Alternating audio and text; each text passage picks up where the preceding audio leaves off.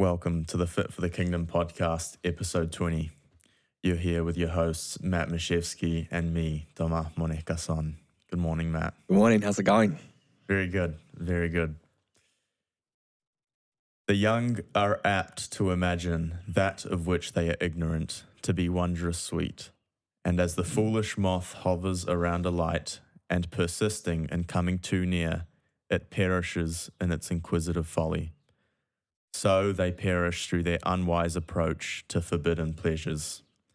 Fly from all impurity as from the face of a serpent.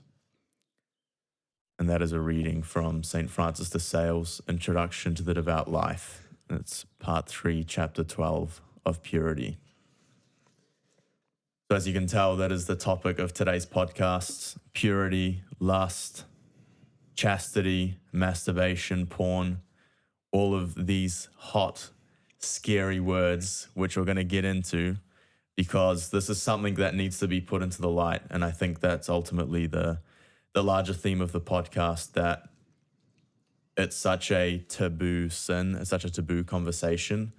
I think it is coming more into like the public conversation, but, you know, within our churches, within our priests, within even like our parents' generation, I think it's generally something that it was just preferred not to speak about it, whether through ignorance or fear or whatever the case. But I feel like us as a generation, definitely the generation underneath us, it's just something that has not been addressed at all. Yeah. Basically at all. Yeah. It's sort of, with the internet and everything, this sort of our generation, I think, has probably been hit hardest by it all. Like, obviously, pornography has existed in some form forever. Yeah. But it's completely different currently in the generation that we're in, that we grew up in, and you know, the people that we know and that we come across and that we speak to from our generation, and where, you know, our parents might not have necessarily given everyone the tools to handle it, because it wasn't something they had to face at this level in their generation, and then, you know, what's it going to look like this, you know, the next 20 years with AI and everything, how that could easily play into it all and make it all worse. But yeah, so important to talk about and be aware of, and then figure out some tactics and skills on how to approach this, how to prevent falling into pornography addiction, masturbation addiction, and, you know, sexual and lusts in the first place. And then if that is something that you're struggling with, like so many people are, then how can you bring that into the light and take steps to get out of it. So it's a big topic, and the sexual temptation is always going to be there. The sexual desire and everything that God has given us is good, and so Satan's always trying to use that to twist that in a way that is 100%. Like, Satan never tempts us with something that's purely bad. Like, most people reject outright evil. Like, he doesn't just give you this baby and says murder the baby. Like, no, hardly anyone's going to do that. But I think the problem with this specifically, obviously, like, since the sexual revolution, secular society pretty much encourages lust. It's fine to sleep with girls. It's fine to watch porn. It's fine to masturbate. It's natural to express your sexual desire. I mean, look at LGBT. That's like the worst expression of it, where it's like, it literally does not matter what your desire is. It's a good desire and you should follow it. And that's, I guess, completely opposite of what we understand as like natural sexuality and what God intends for us and for the relationships between men and women. So I think it's very important to understand that as well within our relationships, the societal baselines are all wrong. So I think that's where we really need to approach this from like a first principles perspective and say, okay, well, number one, what is the good? Obviously, the second thing is that a lot of us are dealing with the bad coming from society or coming from places where we didn't have enough formation. So hopefully we can walk you guys through that. We're obviously going to talk a lot about the negative today, because the reality is that it's a huge issue. So I guess we'll jump right in. it's been interesting to see how, like, the Christian perspective has always been, you know, pornography is bad and lust is bad. But it's been interesting to see how prevalent that's become, even just among secular people in you know, the past 10 years or whatever, where they're themselves starting to realize the massive negative impacts that pornography has on the brain, on relationships, on how you how you can function, how to be a successful guy or girl, and so there are a lot of good things that have sort of just come out of the secular society in the last 10 years or whatever that are that are really helping to push back on pornography as well, which is all good, and that we should be able to take aspects of that on board as Christians and then wrap that in the Christian worldview. Yeah. 100%. I think it's I think the natural perspective is really important here. I think it is possible to stop lusting and stop masturbating purely from a natural point of view. Like if you practice the right habits, if you do the right physical disciplines, and if you just simply guard your eyes from looking at the stuff, I think it is legitimately possible to like deal with the issue. That's a really important point that we have to realize, especially people who are stuck in addiction, that this isn't this thing that you're just going to be constantly fighting with your whole life. Yeah, there's going to be some disorder present, but like you can literally just stop masturbating and stop watching porn. Like that's a genuine thing that you can achieve and not have to deal with anymore. I think people need to know that that is a possibility and that is achievable by every man and woman. Now, what are we saying when we mean it's not purely natural? Is that we don't just want to not do the sin. We want to become pure of heart. We want our eyes to be pure, to never like look down the bad side. So I think that's where prayer and grace comes in, where, okay, we've dealt with this at a physical level. We're doing really well. We want to be pure of heart. We want to never lust after a woman. We never want to lust after our wives. We never want to look and objectify a woman again. And that's also achievable. But that obviously requires work and it requires vigilance. I think that's a word that we'll come back to. But I guess in terms of struggling with this, Matt, obviously you've mentioned how this isn't just like a private personal sin, but, you know, I don't know, 98 or 99% of us are going to be called to marriage and end up getting married. Why is this so important to think about in light of approaching a relationship, whether that be dating or marriage? Yeah, no, I think that's probably where this issue is the most important, because it can be easy, I think, especially when you're single. It's like, you know, oh, this is just hurting me or whatever. If I know this is bad, I don't want to do it, but it is just hurting me. It's not really affecting anyone else or whatever.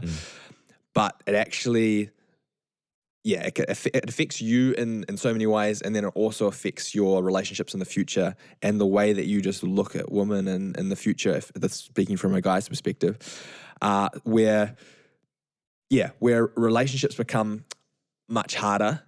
You can imagine, you know, going into a relationship where you're still struggling with the sins of pornography and masturbation, and just the effect that would have on, your girlfriend or whatever, and like how are you going to bring that up as a topic? Because you're not going to be living your authentic masculinity in the way that you should be if this is something that you're constantly seeking out other women, to satisfy your own desires that you don't have control over. That's not the type of guy that you want to be going into a relationship. And so many people, I think, they're like, well, I struggle with pornography now, but if I just was in a relationship, then, that would be the boost that I need to get out, or, and then that just ends up, because you should, when you go into a relationship, you should at least have a bunch of things in order and be ready for that relationship. And this would definitely be one of the big ones, because otherwise you go into the relationship, you think it's going to be better, and then actually, well, no, you still struggle with the same thing. And then, you take it another step further. You go, especially if you're a Catholic guy who's, wants to save sex for marriage and live the Catholic view of sexuality, but is struggling with the sin. Making it even harder. Yeah. And then there are so many people who then go into marriage thinking, well, once I enter marriage and I have this like legitimate outlet for my sexual desire, then I'll no longer struggle with pornography. And then that's just a recipe for disaster in your marriage, and it's a misunderstanding of how pornography works as well, and how these sexual addictions work, because it's very insidious.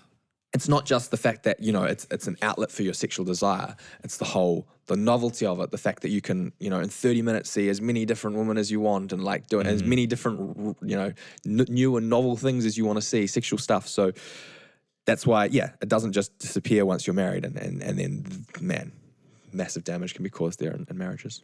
Yeah, I think we'll get into that more. I guess if we break this down, like, I always like to view relationships, like even approaching dating, because obviously people don't take dating seriously enough anymore. But when I view my thoughts, it's like, okay, well, as a guy getting ready for dating, maybe there's no girl in the picture yet. What's like the core thing that I want to have ready? I want to be able to give of myself fully. Obviously, that doesn't mean sexually yet, but I want to have enough control over my desires, have enough control over my work and professional life. Like, I need to have control of myself in order that I can actually present this as like a holy and ordered gift to this woman and to eventually my family. Any disorder that I have here, whether it be sexual addiction or other, but sexual addiction is a really important one because not only is it causing all of these issues in the relationship and stuff, but it's obviously the strongest desire that we have as a human. Like, there's nothing stronger than the sexual desire. Because it is the most good and holy thing that God has given us as humans, essentially. Yeah. Well, it's from Adam and Eve, right? Like, it's seated within this beautiful sacrament of marriage. It's what's used for the procreation of the species. Like, it is rightly a very important thing. If that's the one thing that you have in your life, which is corrupted and perverted and disordered, and you have no self-control, how do you expect to take that into a relationship with another woman and give of yourself fully? It's like almost the most important thing, the most wild and dangerous desire that you have within yourself as a man is loose. It's running free. It's bloody stomping through the grounds. Yeah. And one of the most beautiful and holy things that God has given you, you've perverted and you're now misusing. Yeah, for your own gratification. And if you think of love being to will the good of the other, and that's, the foundation of a relationship is built on love, then by, entering into a relationship where you're actively struggling and constantly falling with these sins, you're doing the very opposite of love, like, because all these things are directly affecting her or the other in the relationship, and so you're not willing the good of the other. Yeah. Even if you might want it, but you're just your passion. You're being controlled by your passions. For sure. You're just not there yet. Your body does what the will does not want. I guess what would you say to this, Matt? I might not be addicted to porn, but I'm still struggling with masturbation. And maybe I'm already in a dating relationship or I want to date. Like, what would you say to the guy who's like, he's not in the pits of despair and hell, but he hasn't fully sorted this? Like, what would you say to him? It's like to say that you do need to sort this out.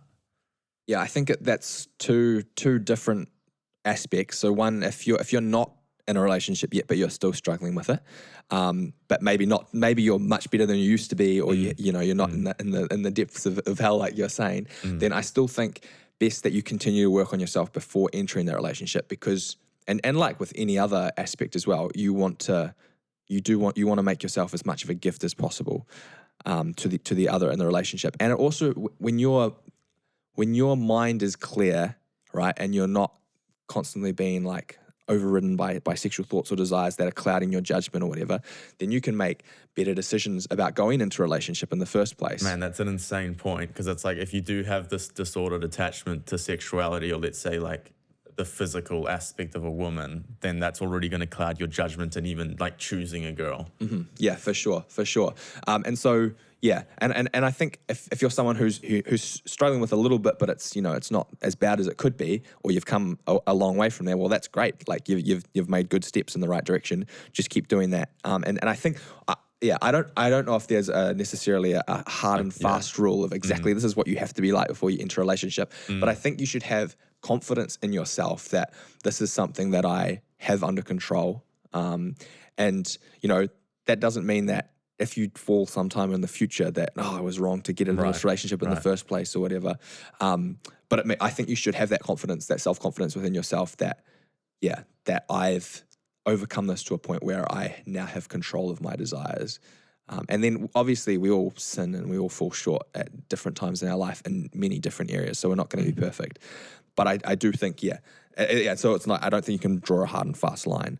Yeah. And then for the guys and girls who are already in a relationship but are struggling with it actively in the relationship, that's a hard position to be in. I don't know the exact answer to that, but I think it's just, regardless of the state that you're in, I think you just have to keep striving for purity. Well, you need to get help. I think that's the biggest one. Like, if it's as simple as talking to a mate and making him aware of it, to be fair, I think between a boy or girl or man and woman in nowadays world, legitimately, even if you're like have just started dating this person, you need to talk to them. Are you still struggling with this, or have you struggled with this in the past? I think both the man and the woman need to make the other person aware of exactly where they're at. I had struggled with this for this many years. I've been clean for this long. I'm letting you know, because if I do fall again, I should be telling you. You need that communication, because it's not healthy for you to hide that from the other person. It's not fair for you to hide that from the other person as well, but it's also going to hold you accountable. The thought of your girlfriend or your wife watching you do this sin should be a big deterrent. It's like, I need to be better for them. So I think it's very, very important that you have that conversation with the other person. Yeah, I fully agree. Bringing that up early in the dating relationship is really important. You don't want it to be too early. Like, you want to know, I can trust this person by telling them these things. So, it's not something you bring up on the first date or whatever. But I do think bringing it up early, because then that also allows you to make better decisions within the relationship before emotions and attachments can sort of cloud your judgment there as well. 100%. But I don't know. I mean, like, if I was a girl, like, getting asked out by a guy, like, I'd definitely be worried, or that would be like a concern. I was like, well, is this guy... Especially in today's culture, when like 90% plus of, whatever it is. Is this guy taking me out on a date and then getting home and watching porn and masturbating and has zero like self-control? Like, if that's the case, then I want to know, because I don't want to put myself in vulnerable positions, or and like, as you said, like, get super emotional attached to this guy, and this guy has no self-possession. Like, so it's almost like an act of justice to the girl. And I think, well, that's why you have to give it thought at the start. Like, this can't be just something that you say, okay, it happens in my room at night, or go to confession the next morning and we're good to go, the sun's shining. Yeah, for sure. And then, it can get very complicated and messy depending on what sort of a relationship you're in and how long it's been going on for. And then is this a new thing you just started struggling with, or have you been struggling with it for ages? There's so many different aspects around it all. But and that's also, I think, where spiritual direction for your particular situation can be very helpful, like talking to a good priest or spiritual director to guide you and, whoever you're in a relationship with around the whole topic as well. Yeah, I think just before I move to the next point, I really want to make that clear, that the way that Satan wins this battle is by keeping it inside you, keeping it locked in, whether that be shame or fear from telling other people. That's the best way. He just keeps you in that dark corner and you never get out of it. So as embarrassing as it's going to feel, you need to tell someone. As I said, I don't care who it is. Obviously, don't go shout it from the rooftops, but you need your mates behind you. You need a mentor behind you. People that you can trust behind you. Spiritual director, parent. You need someone who's going to hold you accountable, and it's also going to help you get out of it. So obviously don't tell someone younger for you, for example, who might not be able to help, but maybe like an older guy. We've got our WhatsApp groups now, which has like 60 guys in Sydney. It's way more. Reach out to one or two of these guys and say, look, bro, I'm really struggling with this. I need help. I'm going to message you when I fall, or whatever the case. But that needs to happen. Satan hates when you bring things into the light. So, bring it into the light with people that you trust. For sure. This is my next point. So I guess we've been talking about heaps of separate issues. The good thing is that you don't need to go and fight these fires as they come up. Oh, I've got like masturbation here. I need to go put it out. Oh, now I'm getting tempted with my girlfriend. You got to go put that out. We have this virtue called chastity, which obviously helps us avoid temptation and also be pure of heart. To never, like, if you're actually pure of heart and chaste, well, the devil could present you with 100 different things, but you would have the purity and strength of will to say, well, I'm not interested, like go to the next person. So chastity, I guess let's talk about that. How do you build chastity? How do you build this virtue up? Yeah, I think it starts with knowing what it is that you're trying to strive for, like knowing what a chaste life even looks like in the first place, so that you do have that goal that you're heading towards. Knowing what, like if you're called to marriage, knowing what you want your marriage to look like, 5-10 years in the future from now, like before you even enter a dating relationship, and taking a whole bunch of like steps in your life right now to prepare for what that's going to look like 10, 20, 30 years down the road, so that you can be that gift to your spouse, and that you can then model that to your future children, because it has much more effect than just on you, right? It affects your relationship especially, and then your children and your children's relationships, and what they saw, how their parents modeled chastity in their lives and in their marriage. So I think it starts with that, and then it's just what are the steps that you take to build that, which are self-control, discipline, knowing what the good is, and choosing it. Yeah, we'll definitely get into that. I think for me, like when I think of chastity, I think it's like it's exterior, in that obviously you shouldn't be committing any sort of sexual sin or doing impure things. I think that's something, we talk about it a little bit, but like St. Francis de Sales talks about it a lot, is that it's not like you're going to walk down the street and like get with a prostitute. Like it happens much more subtly. It's like the little glance or the thing that pops up on your phone, or for 3 or 5 seconds you fantasize about this girl, and like it starts to get you that way. So it's very little things. That's like the exterior, but there's also that interior, which is like the guarding of the heart and the eyes and the purity of heart, which, someone who's truly pure of heart could be surrounded by like naked women or whatever, and in theory, like he would be okay. So there's that interior and that exterior aspect. I think like with any virtue, or when we look at building a life of prayer, it begins very much in the physical, because if you're struggling with this physical sin, well, you can hardly, like you're not going to start working in your head when it's the issues currently in your body. So I think the first stage of growing in chastity, I wrote down here, it's like you need to fight tooth and nail. You need to be vigilant. Like you can't let yourself slack. What I've noticed is like different comforts and pleasures that you have in life. I think of like hot showers, or constantly eating snack food, like eating late, having a full stomach. The more comforts that you constantly allow yourself to have, watching TV or Netflix is like a really big one, because you allow yourself to switch off. You just gratify a very basic desire in yourself of entertainment. Like if you're living, let's say 15 hours of the day where you're gratifying yourself in every way, you're not pushing yourself in the gym, you're going to work or you're going to school, you're eating all day, having a nice hot shower at the end of the day, watching some Netflix. If you're 15 hours, you haven't denied yourself. Sounds like a good day. It'd be a nice holiday day, but like you haven't denied yourself anything. In fact, you've gratified every desire that you have for carnal pleasure or consolation. Well, come that 16th hour, when Satan pops up that girl on your phone, why would you expect anything different from yourself? Like it's almost like a naivety. It's like, bro, you've been doing everything leading up to, okay, sweet, desire, fulfill. I'm hungry, eat. Hot shower, bang. Netflix, awesome, real fun show. It's like, well, when you get this thing, this porn, this act of sexual sin is way better than all the other stuff. It's going to feel better. It's going to be more entertaining. It's exciting. Of course it's going to get you. You haven't practiced denial at all. So for me, it's definitely those denial of the little things. People say it's like, oh, cold showers, you guys are all focused on discipline. It's like the devil prowls as a roaring lion. You need to be vigilant at all hours. It's in the denial of the tiny little things that seem insignificant. It's in those victories that then you're able to win the big victory. But if you think this stuff's not important, well, don't expect yourself to fight that greater dragon, to fight that greater challenge. Yeah, and I think people, it's easy to think of like, the thing I have to not do is watch pornography.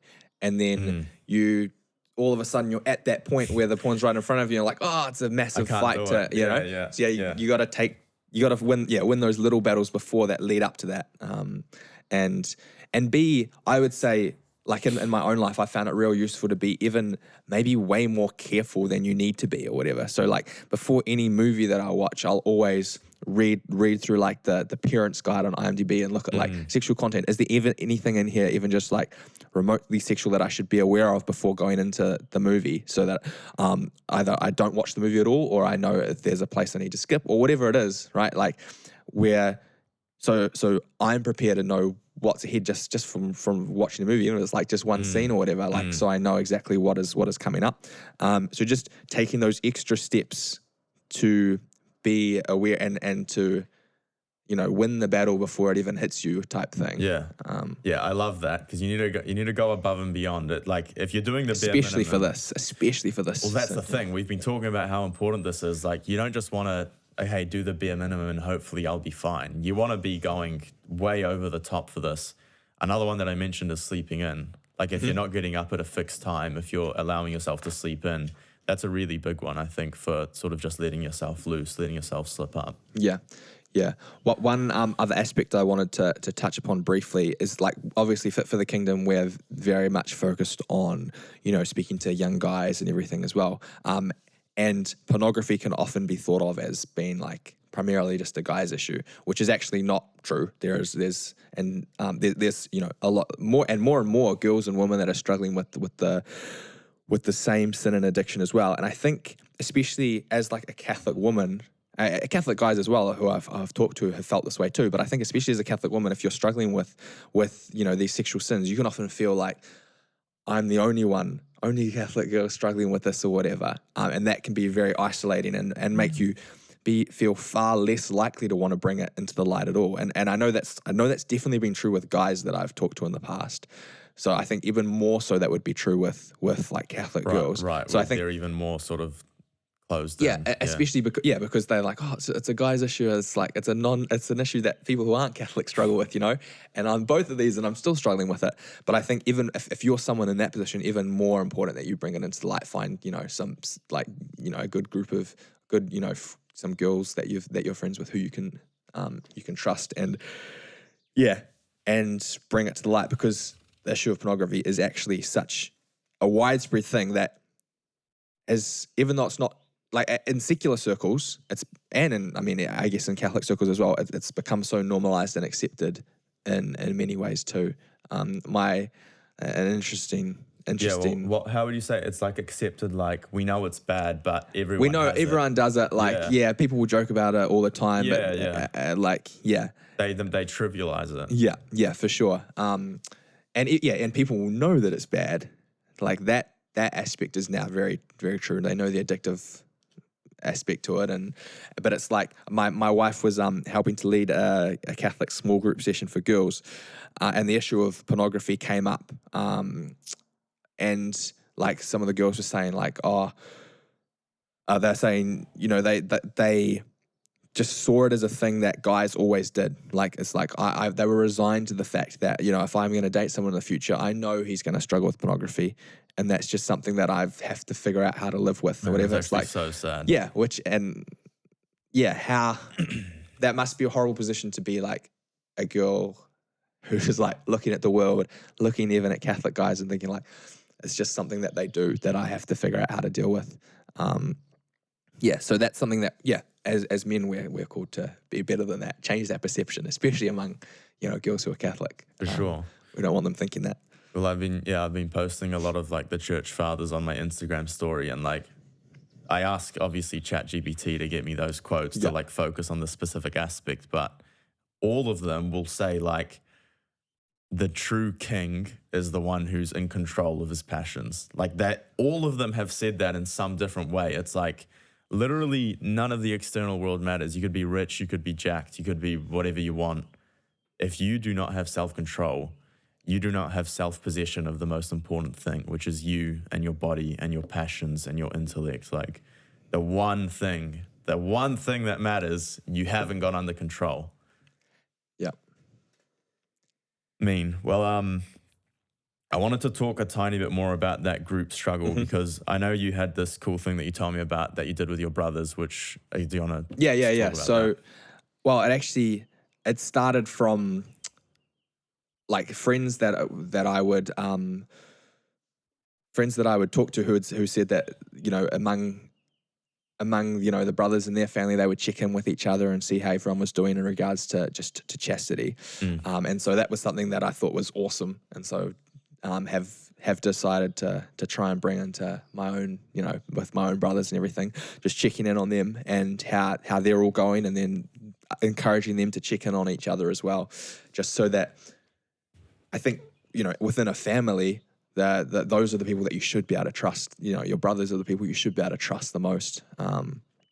And so being able to hold each other accountable and check in on each other is, I think, awesome if you can do that. And so that's something that we've, as you know, the brothers family have done, and will continue to do, and would encourage, you know, others. If you've got like a brother or whatever, or brothers in your family, like check in on each other and see how you're all going, and try to hold each other accountable, encourage each other. I think, if you can have a relationship like that with your family, it just makes it even stronger. For sure. And I guess to get like super practical, let's say it's a guy, he might have brothers. If he doesn't have brothers, he has a few close mates. Like, are we talking like a monthly check-in every 2 weeks? Like, what are the questions you ask? Like, I think it will depend on how you're struggling with it. What your history is and how you're struggling with it in the moment. And I know True. If it's something that you're fully addicted to, it obviously has to be a bit more. Yeah. I know one thing that was really cool is, like I had a good group of mates that we were in like a like messenger chat with, and whenever anyone was starting to struggle with like lust or temptation to lust or whatever, they'd put a message in the group chat and say, "Hey, I'm struggling with this right now. Could you guys all pray for me?" And there were like 20 other guys in this chat, and it was awesome to see, because like right from that moment they'd send the message, they'd be like ding ding ding ding ding, all these prayer emojis like popping up, and it was awesome to see like you struggling, then all of a sudden you got all these brothers that are praying for you in the moment. So yeah, that was something that was really cool. And so having you know something like that, so even if you're not in person with each other, if you've got a group of mates that you can, you know, chuck on the chat, "Oh, I'm struggling," whatever.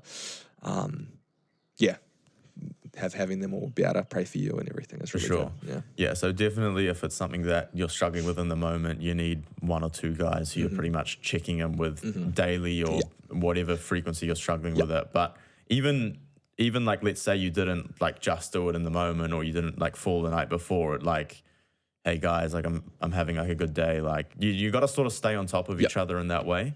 And then I guess if you're not, let's say you're not like super addicted, it's probably still something that's good, like maybe once a month to have that conversation or flick a message. How have you been going? You've been all good or whatever. Yeah, and if it's something that you've, you know, managed to get out of, and now you're living a life that is chaste, then you can be a really great help and mentor to other people. So even if you're not so much the one going to others saying, you know, "Oh, I'm struggling with this," then you can hopefully make yourself available. make yourself available to help other people as well, and just be their accountability partners, and that will keep you accountable as well, because you don't want to be the accountability partner who's always failing as well. So you don't want to be disqualified.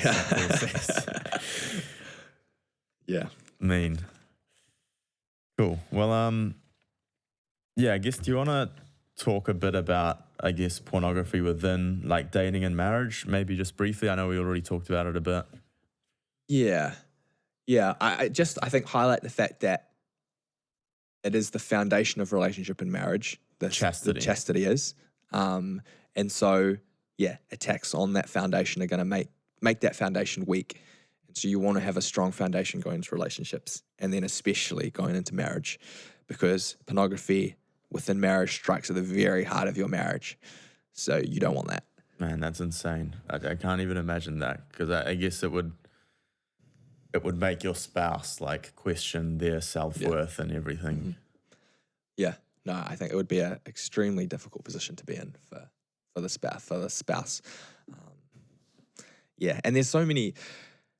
I guess we could go into it, but there's so many warped ideas that people have within marriage, like, "Oh, they'll watch pornography together now," because, you know, like that, which again is just a horrific way of distorting what your marriage is meant to be.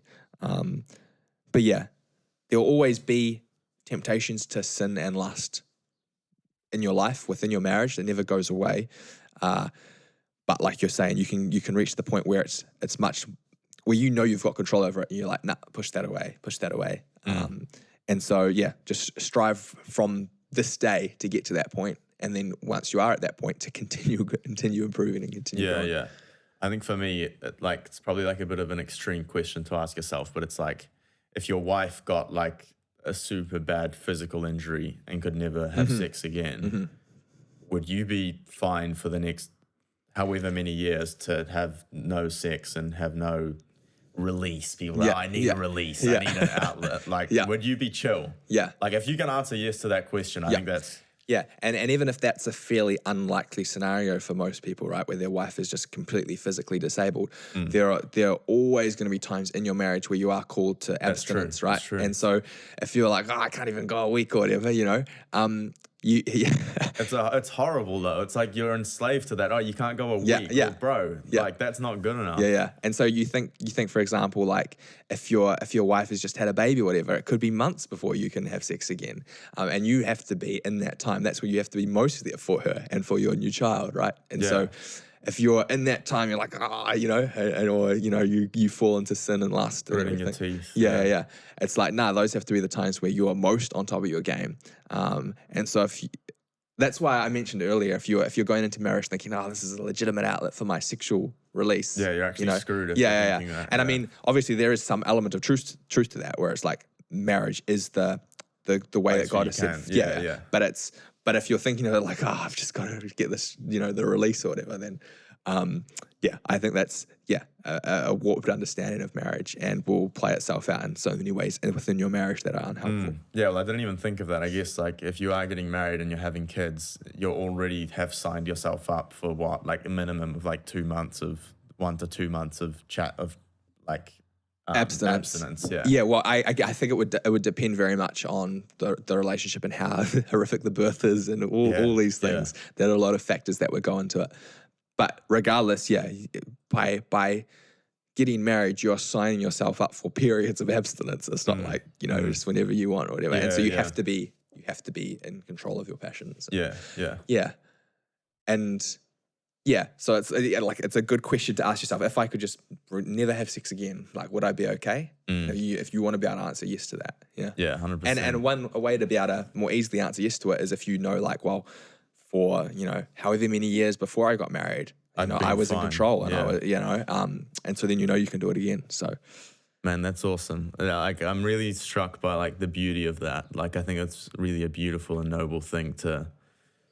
I mean, obviously, God willing, you'd never have struggled with it at all. But I think if you have struggled with it, or if you weren't too bad, but now you truly can say, I'm self-possessed, I can answer yes to that question. Like, man, that's a real blessing, because I think back to sort of what I said at the start, it really allows you to give yourself completely. It's not I'm giving 90%, but there's this 10% which I haven't got under control yet. Yeah.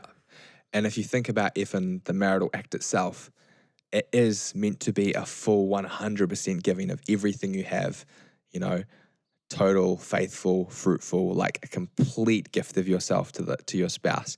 And if you can't make that faithful, full, total gift of yourself if you're, struggling and like falling. Yeah, well, marriage as a whole and the vows, like, I mean, it would apply to the priesthood as well, but to your spouse. But when you hit the point where, I view the time before you enter a vocation as it's all preparation. Like, you're not going to be a saint before you get married or before you become a priest, but you should have done everything in your power to get to the point where, whether it's my spouse, my wife, or the church, that I'm giving as close to 100% as I possibly can.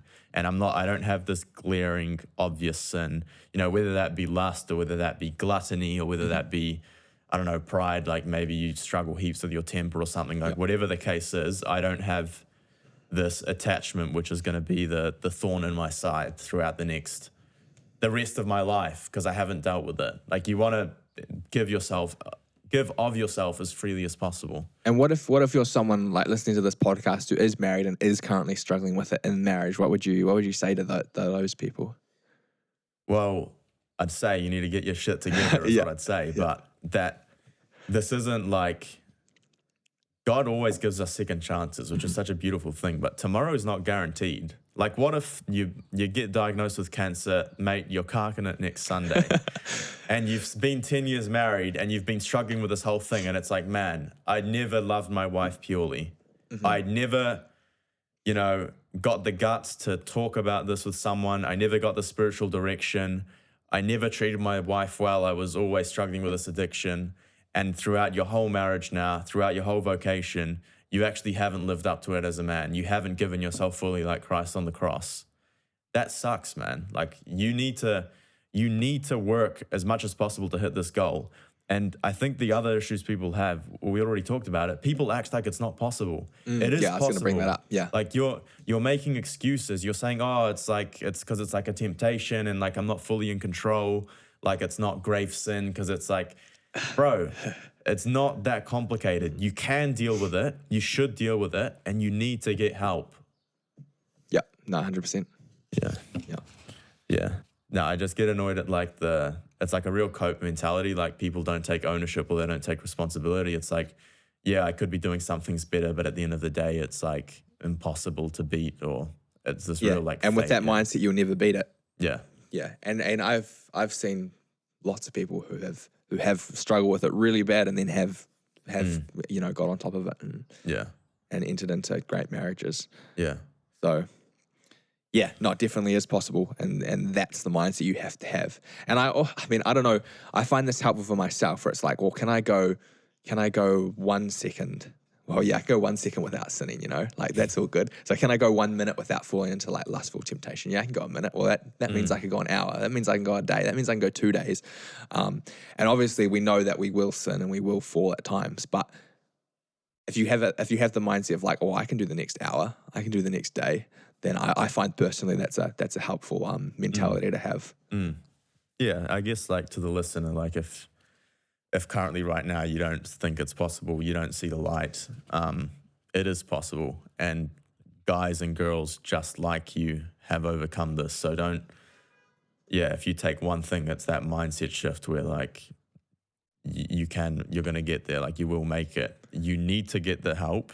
You need to deny yourself and all the other things that we talked about. Like this is going to be an act of work. It's not just going to come, well, sweet, tomorrow I'm chaste. There are some people I have heard where it is like that, but for the vast majority, it's like, I mean, most people don't have control over their bodies, but most people also have like weak intellects, or they haven't practiced. Like, I mean, that's where training in the gym and stuff comes really helpful, because you actually train yourself to do stuff that's like not bad to the body, but it hurts the body. It doesn't feel nice.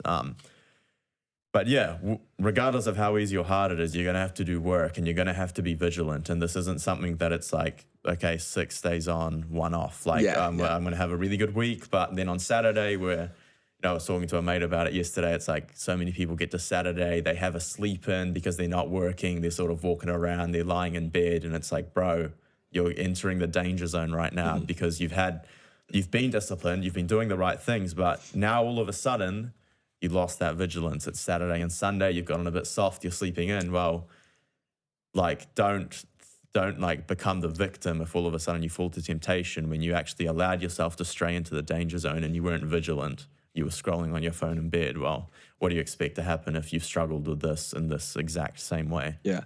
I think it's also important to highlight that it's not going to be easy. Like, it actually is, it is really hard to master your passions, especially this one, right? To master your sexual desire and order it rightly.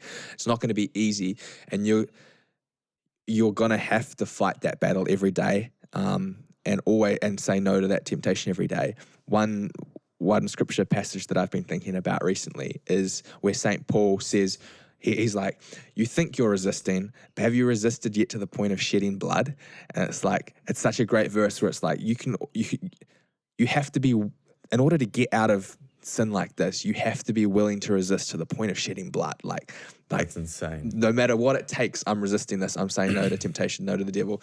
And that mentality has to stay, even if you fall, right? You fall, you got to get straight back up and be like, man, right back on the horse. I have to resist again to the point of shedding blood, and I can't let this ever overcome me. For sure. Yeah. Fight tooth and nail. Yeah.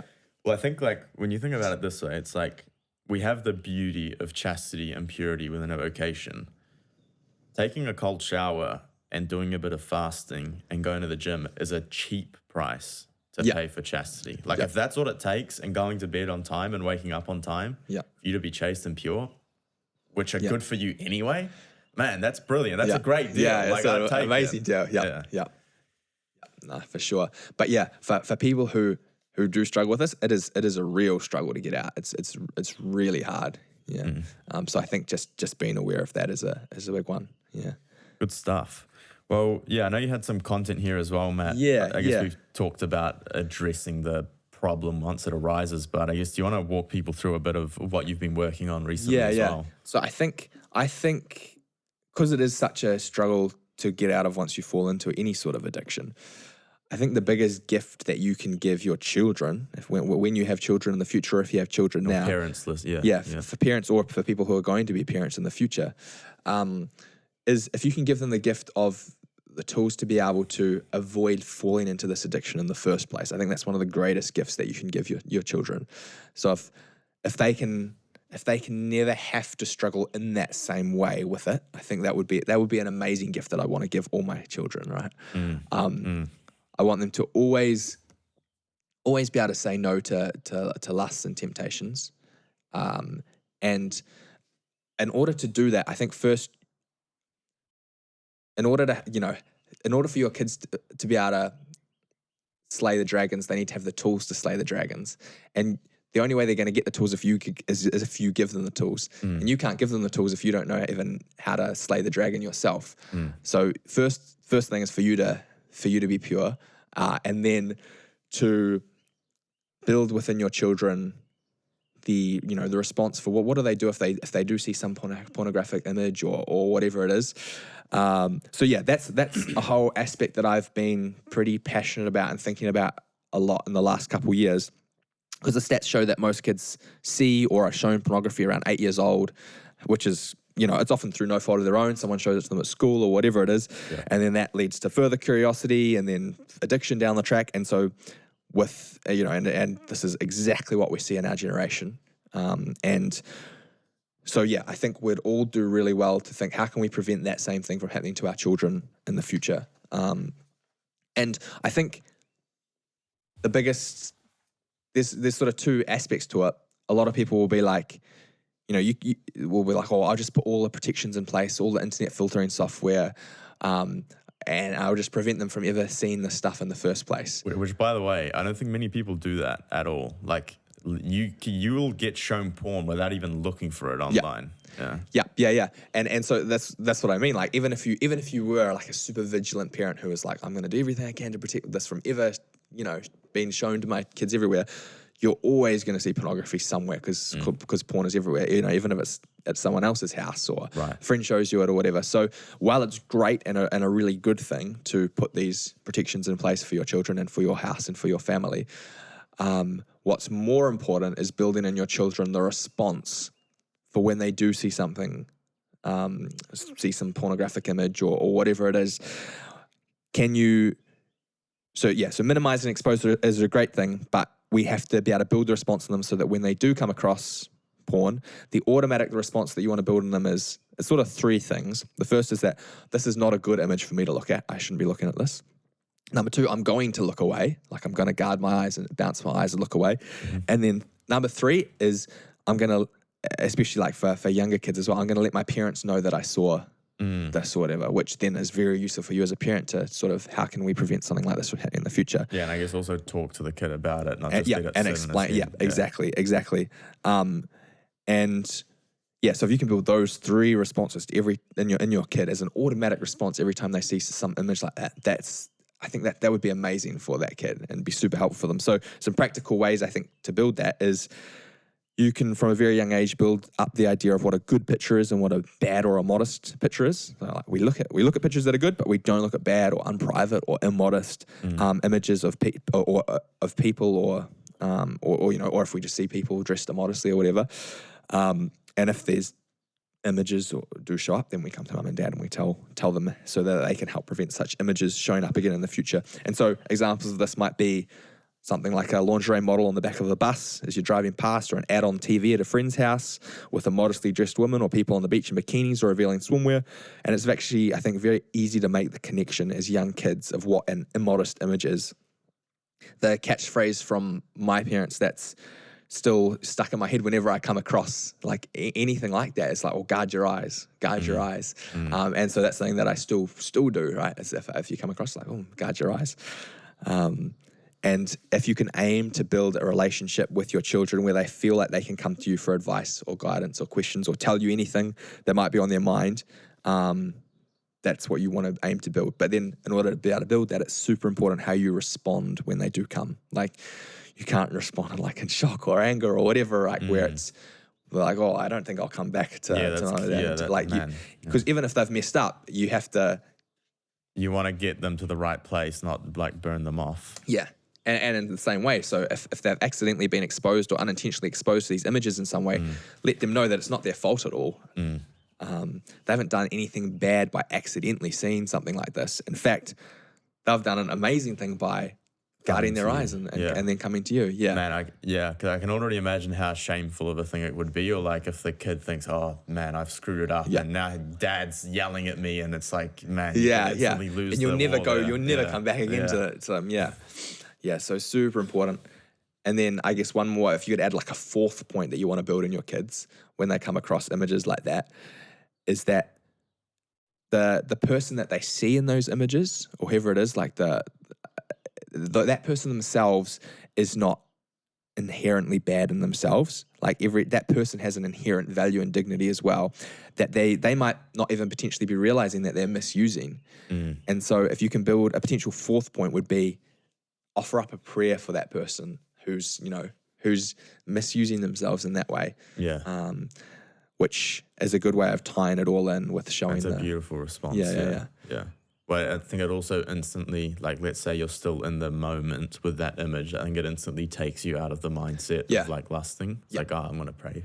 Yeah. So prayer. Yeah. Which is, something that I've really tried to build in as well whenever you see something like that. It's like, yeah, man, I actually never thought of that myself. I'll probably start doing that myself as well. No, I would recommend. And then think about, it's sort of interesting to think about. Like, let's say there's this, like, I don't know, lingerie model or something like that. You're just driving past and there's like heaps of people driving past every day. And then imagine like if all the Christians who are driving past, like, they're not looking and bounce their eyes and they're offering up a prayer for that specific person. Like, that's awesome. I mean, because that person needs it as well. Like, these people are often like victims of abuse and stuff. Oh man, and that's a whole other aspect of this that we haven't even touched on today. For sure. Yeah. But I might drop a few links in the description because well, there's a lady's named Lila something. It's not Lila Rose? Nah, it's another one. I don't know. It's another one. It's like Lila Lackety or something. Okay. She's been on all of those big podcasts, but she has like her whole business or whatever is like around like suing and taking down Pornhub and stuff. And she goes into all the stats that it's a ridiculously high percentage of like all porn is like sexual abuse. It's horrific. Like, if you want more of a reason to stop watching porn, there's plenty there. There's plenty there. Yeah. I guess one final point that I'd like to make would be it's super important to show your kids the goodness, truth, and beauty of human sexuality that God has given us and His design and plan for it.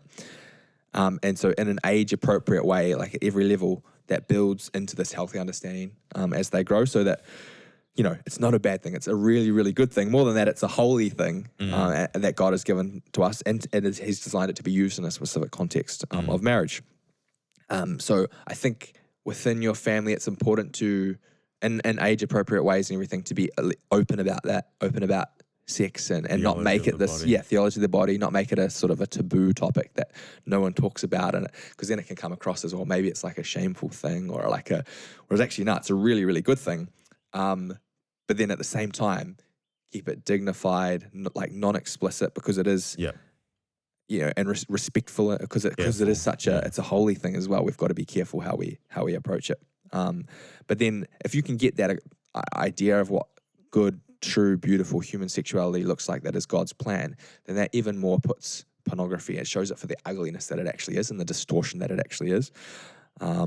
And so, yeah, I think if you can do all those things and you give your children a really good understanding, and yourself as well, a really good understanding of what good human sexuality looks like that God's given us, and then what ugly distortions of it look like to stay away from. I think that's probably one of the many dangers and harms of pornography or the sexualized culture is that, especially kids, they have no idea what it's meant to look like. Like, as you said, they'll either be in that addiction themselves, or they might have this kind of, obviously not as equally bad, but still wrong response of like, it's all bad, it's shameful, mum and dad freaking never talk about this, they have given us no information, no example of what it's meant to look like. So I think that's where I think theology of the body in some sense is like the healing ointment that we can apply over all of that. It's like, okay, well, this is bad, but obviously human sexuality it's human sexuality, it's part of everyone, it's part of God's creation. Here's the right understanding. Here's what it looks like ordered. Here's what true masculinity and femininity looks like. And I guess once you have that understanding as well, I guess that's like the true integrated, truthful way to get to now sort of proceed and go forwards. Yeah, for sure. Awesome. Good stuff, Matt. Well, so you've written a book or like a PDF around this, which you sort of go into those points and tips for parents. So that's called... raising resilient minds, guarding your child against pornography addiction, and you can get that for free. We'll put the link in the show notes or wherever. Just a short, like 20, 30 page little book on that. Yeah. And you can also give a donation, which I believe you put straight back into advertising for the book. So help put this in front of more people. So that's beautiful.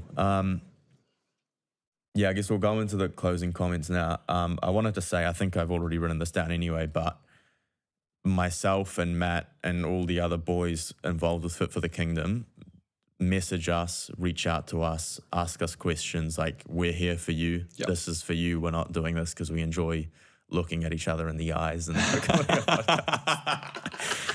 But like, reach out for us to help. That's what we've been talking about this whole time. Like, we're here for you. Beautiful.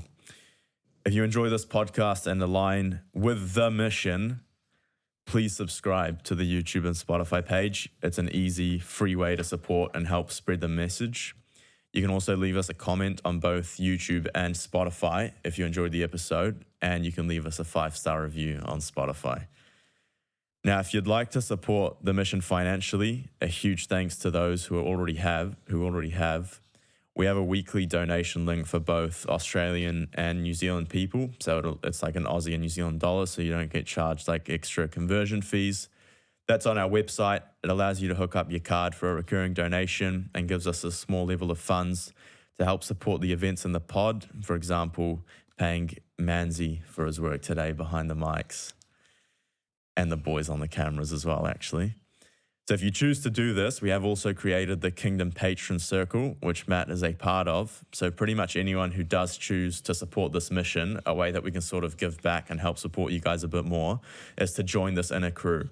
So we have weekly video calls where we run through different topics. We haven't done topics like this yet, but the idea is to kind of cover a bit of physical, cover some spiritual, maybe some professional as well, and just really help support you guys in every area of your life. So some of the past topics have been discernment, the virtue of filial fear, and I just did one on the Eucharist as sacrifice, which was pretty cool. So if you want to support the mission and join this exclusive brotherhood, the link will be below. So again, a huge thank to all the men who are contributing and making this work possible, with particular shout out to Alex Milnes as we're recording in his bedroom right now.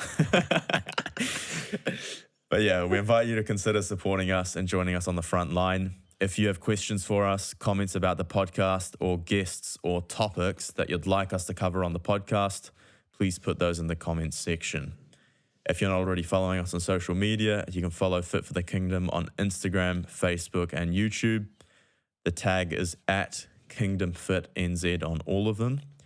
You can follow Matt Mischewski at Matt_MIS7 on Instagram. And the link for, would it come up on a Google search, the book? It might do, but I'll put it in there. Yeah, it'll be in the description. Yeah. Raising Resilient Minds, Guarding Your Child Against Pornography Addiction.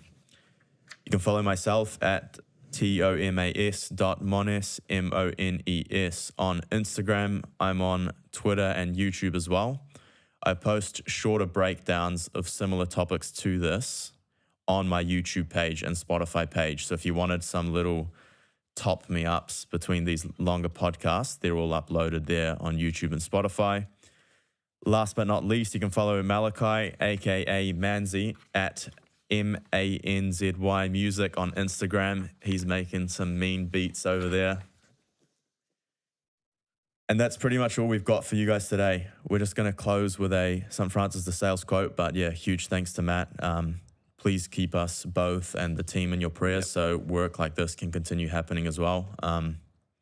Yeah, hopefully you can tell it's God's work and hopefully, helping build the kingdom with that. Did you have any final comments, Matt? Yeah, just it's a super important thing to be aware of in your life.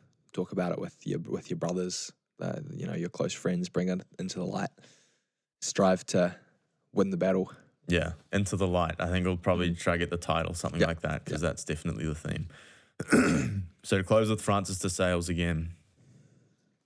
Where the heart is filled with God, there is chastity. Where the heart is filled with self-love or sensuality, there begins impurity. You must, above all things, fill your heart with the love of God. The pure soul is like a garden that needs continual watering, fencing, and tending, lest the wild beasts enter in. Avoid all idleness. Avoid bad company. Avoid dangerous freedoms with those of the other sex. These temptations against chastity are more violent than others, but they are also short-lived, and when resisted, earn great merit. God will defend you, for he loves purity, and the angels will encamp around you. Stay chaste, stay fit for the kingdom. God bless. God bless.